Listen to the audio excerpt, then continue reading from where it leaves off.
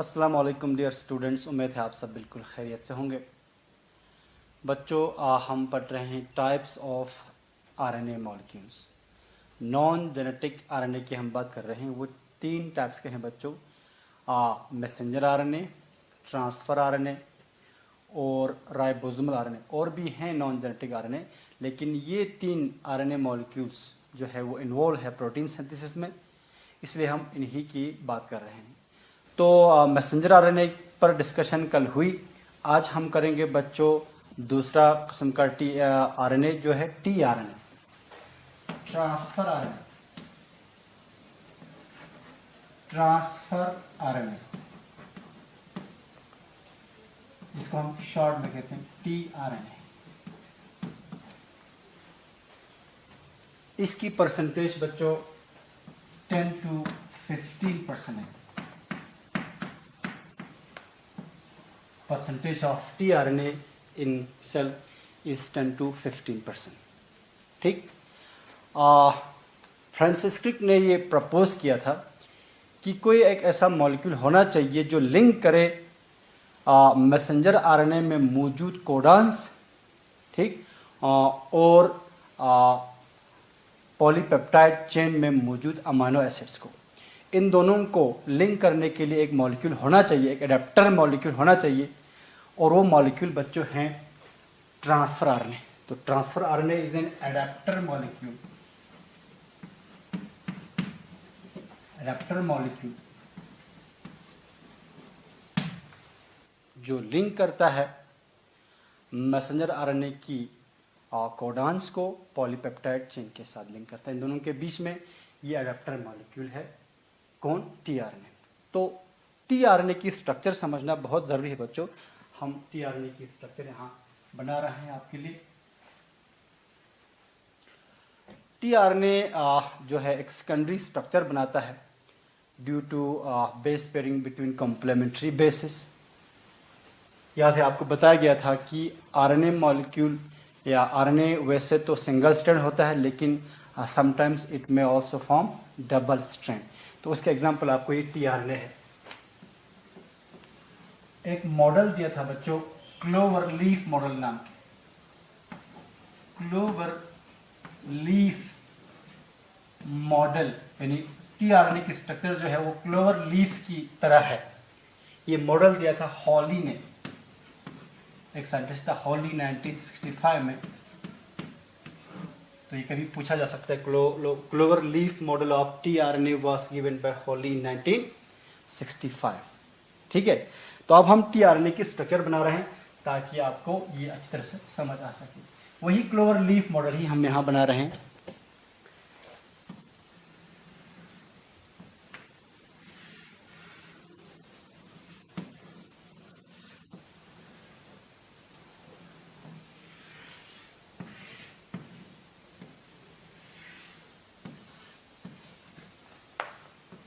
ये जो base pairing हो रहा है कॉम्प्लीमेंट बेसिस के दरमियान, इसी वजह से इन रीजन्स में बच्चों डबल स्ट्रैंड बन रहा है।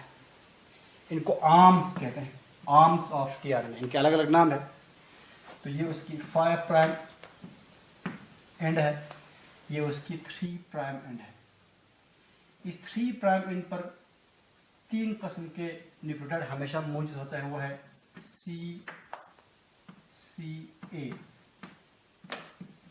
CCA, ये 3 प्राइम एंड है इसका। CCA, ये 3 प्राइम एंड पे ये न्यूक्लियोटाइड हमेशा मौजूद होती है। तो ये है बच्चों टी आरएनए की स्ट्रक्चर। इस आर्म को, इसके 4 आर्म्स है। T RNA has 4 arms. ये जो आर्म है बच्चों इसको कहते हैं हम एक्सेप्टर आर्म।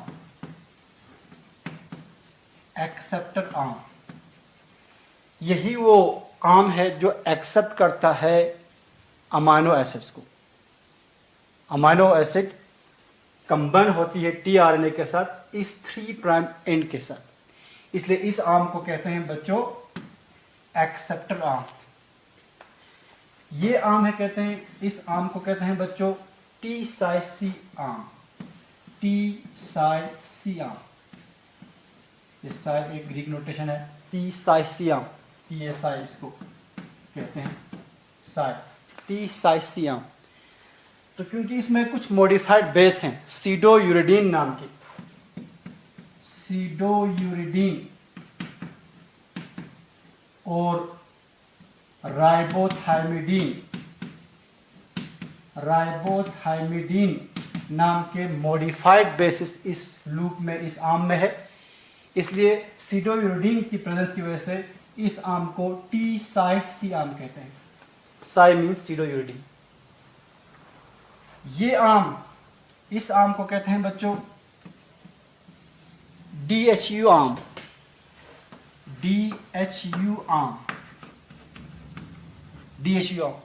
इसमें भी एक मॉडिफाइड बेस है, उसको कहते हैं हम डाइहाइड्रोयूरिडीन। इसमें एक मॉडिफाइड बेस मैं यहां लिखता हूं, डाइहाइड्रोयूरिडीन नाम की एक मॉडिफाइड बेस है इस आम में। इसी की वजह से इसको हम DHU डाइहाइड्रोयूरिडीन आम भी कहते हैं, इस डाइहाइड्रोयूरिडीन मॉडिफाइड बेस की प्रेजेंस की वजह से।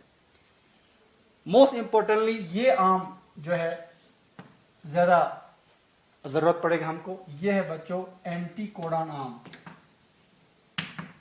एंटीकोडॉन आम। और इस लूप को, ये जो लूप बन रहे हैं यहां पर, इसको हम एंटीकोडॉन लूप कहते हैं, एंटीकोडॉन लूप। तो यहां नाम से ही पता चल जाता है, इट इज सेल्फ एक्सप्लेनेटरी।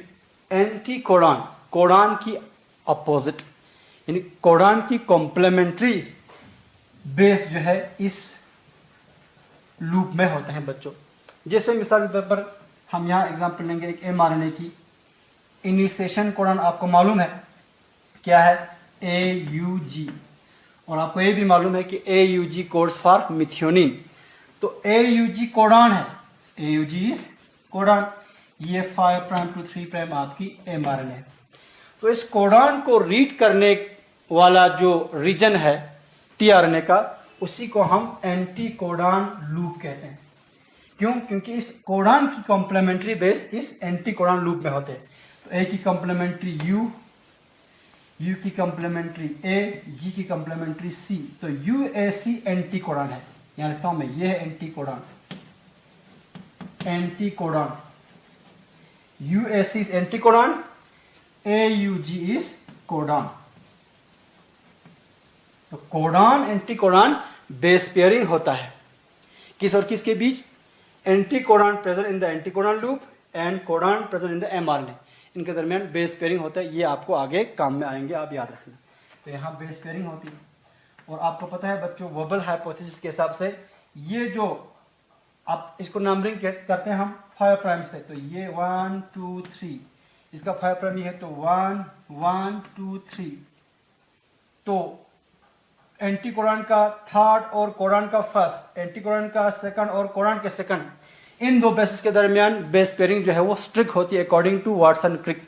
जो बेस पेयरिंग कहते हैं वो है स्ट्रिंजेंट बेस पेयरिंग होती है। लेकिन जो first base of anticodon and third base of codon, इनके दरमियान जो बेस पेयरिंग है वो फ्लेक्सिबल है, वो वबल करता है। वबल मीन्स फ्लेक्सिबिलिटी है इसमें, ये किसी और दूसरे बेस के साथ भी बेस पेयरिंग कर सकता है। तभी इसी वजह से जेनेटिक कोड में डिजेनरेसी आती है, आपको पता है। ठीक है, तो छोड़ो उसको आप।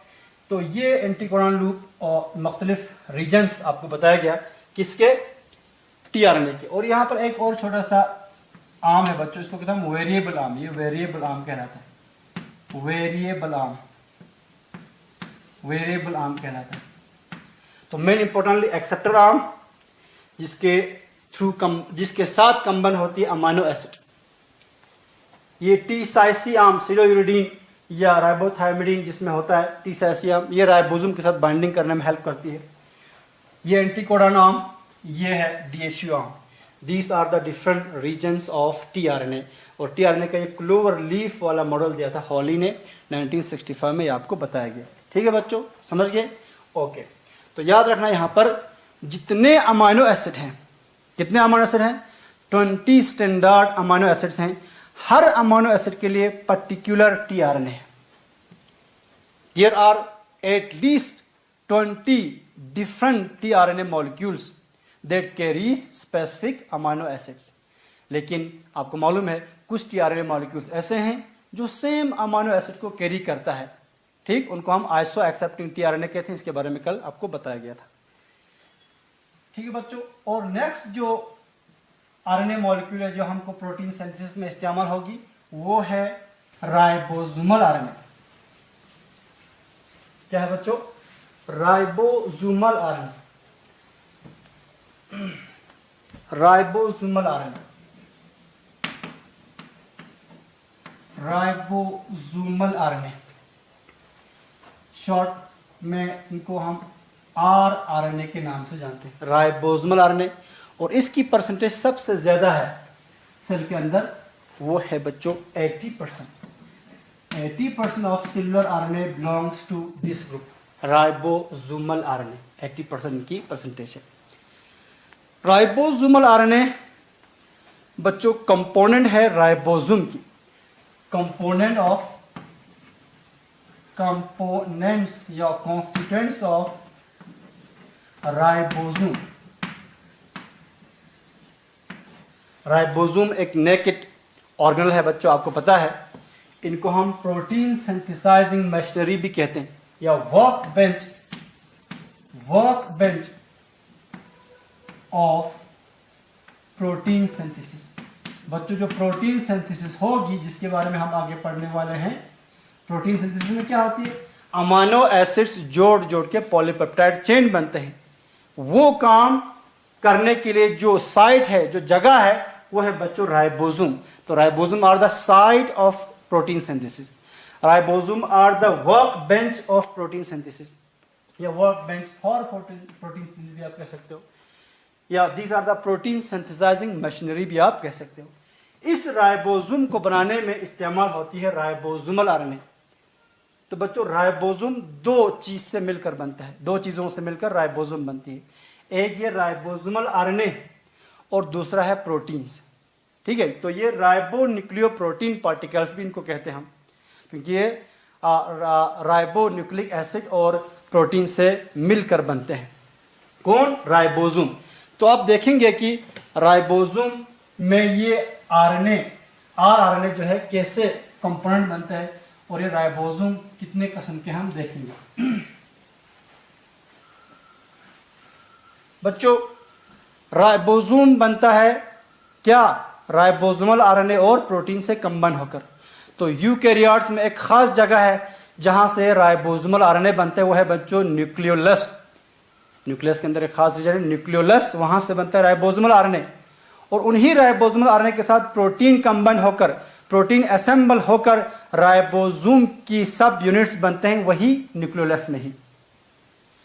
तो न्यूक्लियस में राइबोसोम के सब यूनिट्स बनने के बाद ये राइबोसोमल सब यूनिट्स फिर बाहर आ जाती है through nuclear pore in the cytoplasm, जहां पर ये राइबोसोमल सब यूनिट्स कंबाइन होकर कंप्लीट राइबोसोम बनते हैं। तो आपको याद रखना है कि ribosomal RNA are synthesized in the nucleolus, and this ribosomal RNA then combines with proteins to form ribosomal subunits in the nucleolus.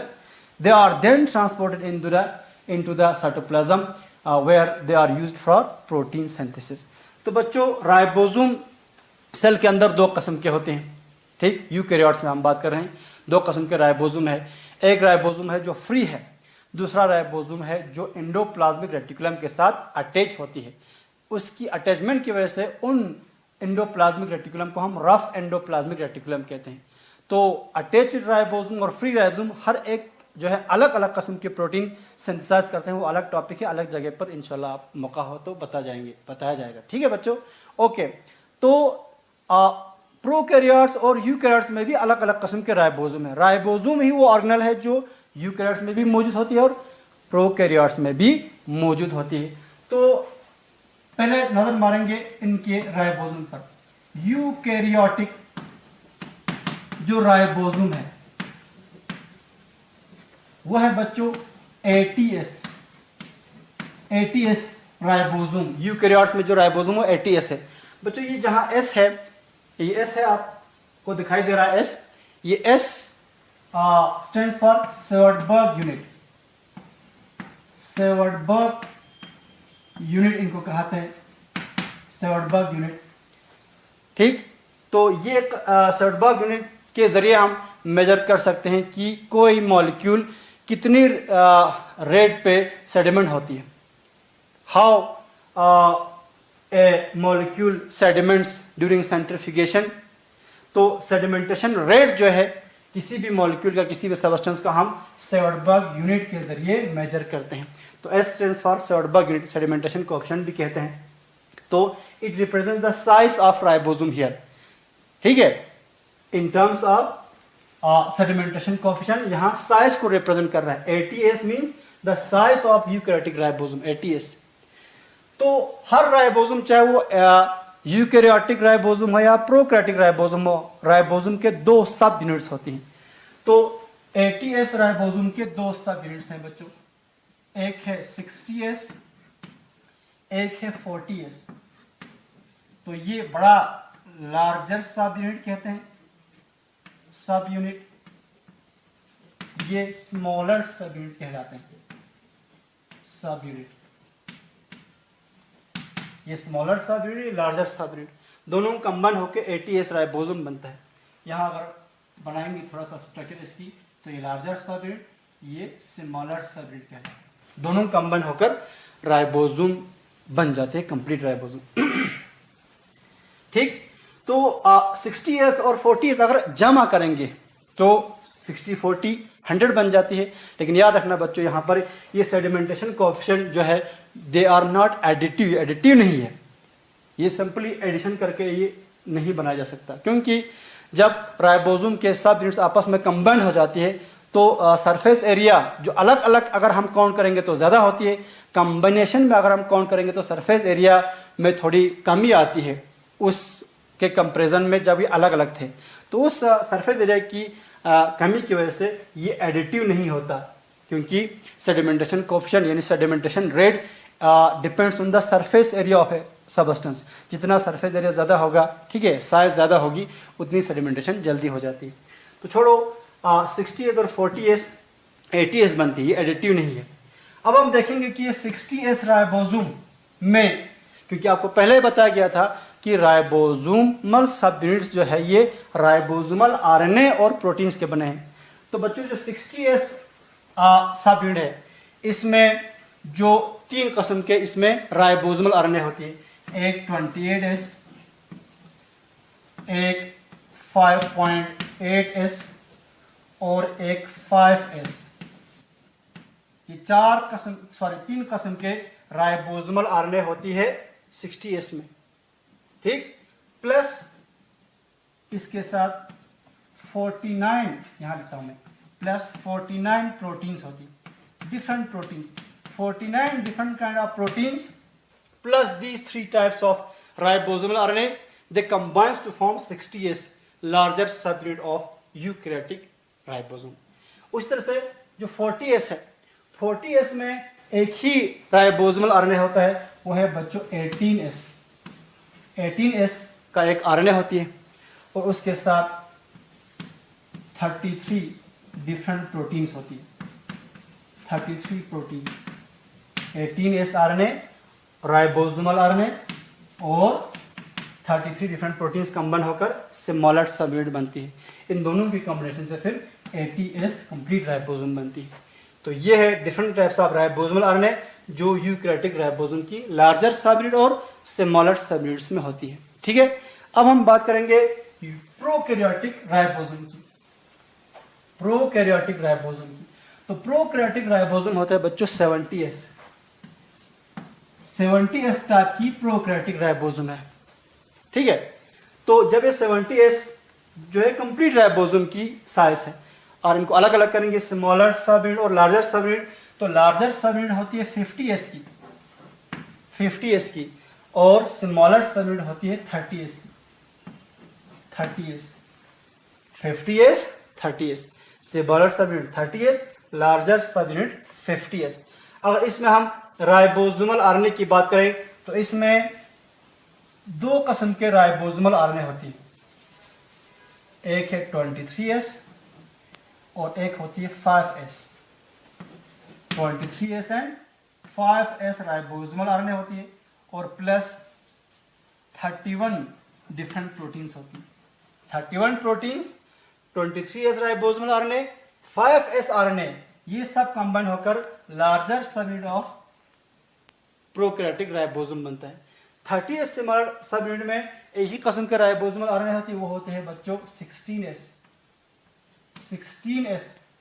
Ribosomal RNA, और इसी के साथ 21 डिफरेंट प्रोटीन्स होती हैं। तो 21 different proteins and 16S ribosomal RNA combines to form similar subunit 30S, 31 different proteins, 23S ribosomal RNA, 5S ribosomal RNA. These three components combines to form 50S.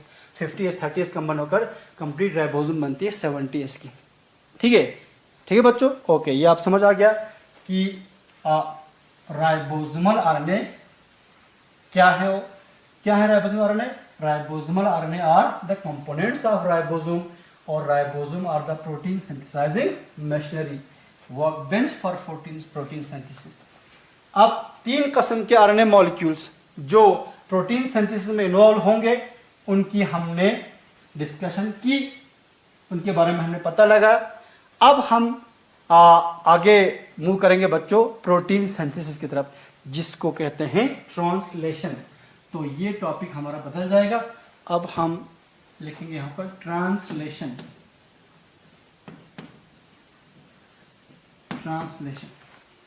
मेरे पास time है 2-3 minute, यहां पर बात करेंगे translation पे। तो ट्रांसलेशन में होता क्या है बच्चों?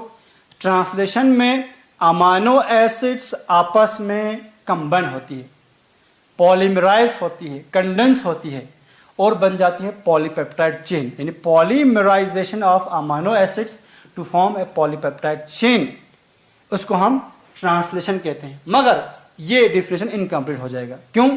क्योंकि ये जो अमाइनो एसिड्स की कॉम्बिनेशन जो होगा वो हैफाजर्ड नहीं होगा, वो रैंडम नहीं होगा, वो अकॉर्डिंग टू द मैसेज होगी, और वो मैसेज किस में होंगे? मैसेंजर आरएनए में, अकॉर्डिंग टू द कोडॉन्स होंगे। तो हम इस तरह से ट्रांसलेशन की डेफिनेशन लिख सकते हैं, बता सकते हैं कि polymerization of amino acids to form polypeptide chain according to the message, according to the codons present in the mRNA. तो एमआरएनए की कोडॉन्स के हिसाब से अमाइनो एसिड्स का आपस में कंबाइन होकर पॉलीपेप्टाइड चेन बनना, प्रोटीन बनना, उसको हम ट्रांसलेशन कहते हैं। तो इसमें क्या होती है? इसमें जो कोडेड इंफॉर्मेशन जो एमआरएनए में होती है, जो ट्रांसक्राइब होकर आ गया है डीएनए से, अब वो डिकोड होगी, वो ट्रांसलेट होगी। ट्रांसलेशन मतलब बताना। आप अगर हिंदी की ट्रांसलेशन उर्दू में करेंगे तो हिंदी की वर्ड्स की मतलब उर्दू में बताया जाएगा, उसको हम कहते हैं ट्रांसलेशन। तो यहाँ पर जो कोडेड इंफॉर्मेशन है एमआरएनए में, वो अब डिकोड होगी, वो ट्रांसलेट होगी in the form of amino acid. एक तरफ से कह सकते हैं जो 4 लेटर लैंग्वेज है किसका? नाइट्रोजनस बेसिस का एमआरएनए में, वो अब डिकोड होगी in the form of 20 letter languages of protein. तो ये भी एक डेफिनेशन बन सकता है, लेकिन ये आप याद रखना, पॉलीमराइजेशन, पॉलीमर बनना of amino acids, polymerization of amino acids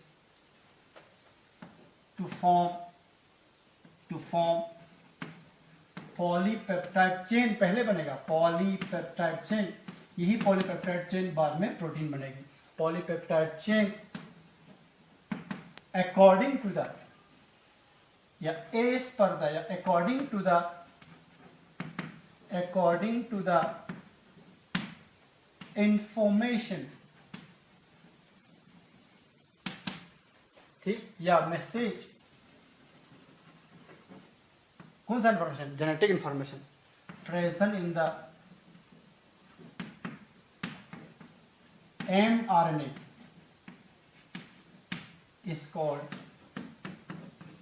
translation या प्रोटीन सिंथेसिस इसको कहते हैं। तो एमआरएनए में वो मैसेज किसके फॉर्म में? कोड्स के फॉर्म में, कोडॉन्स के फॉर्म में। ठीक है बच्चों, ये आपको याद रखना है। और पॉलीपेप्टाइड चेन में अमाइनो एसिड किस सीक्वेंस में जोड़ेगा और कितने नंबर में जोड़ेगा? The number and sequence of amino acids in the polypeptide chain, जो हम प्रोटीन की प्राइमरी स्ट्रक्चर भी कहते हैं, वो डिटरमाइन होती है, वो डिक्टेट करता है, वो डिफाइन करता है by the sequence of bases, sequence of codons in the mRNA. Sequence of codon in the mRNA dictates या defines या determines the sequence of amino acids in the polypeptide chain, which we call as primary structure of protein. ये आपको याद रखना है बच्चों कि किसी भी पॉलीपेप्टाइड चेन में जो अमीनो एसिड की सीक्वेंस है और नंबर कितने होंगे, 10 होंगे, 15 होंगे, 20 होंगे, वो कौन डिटरमाइन करता है? वो mRNA डिटरमाइन करती है। ठीक है बच्चों, आगे बढ़ेंगे हम। तो ट्रांसलेशन में सबसे पहला जो प्रोसेस होती है, तो ये ट्रांसलेशन के प्रोसेस हम 4 स्टेजेस में बांट सकते हैं। 4 स्टेज में हम पढ़ेंगे ट्रांसलेशन की स्टेज। तो पहला है बच्चों एक्टिवेशन ऑफ अमाइनो एसिड्स। दूसरा इनिशिएशन, तीसरा इलोंगेशन और चौथा टर्मिनेशन। इन 4 स्टेज में मुकम्मल हो जाएगी प्रोटीन सिंथेसिस। ये चारों स्टेजेस इंशाल्लाह हम कल पढ़ेंगे। ठीक है बच्चों, थैंक यू वेरी मच।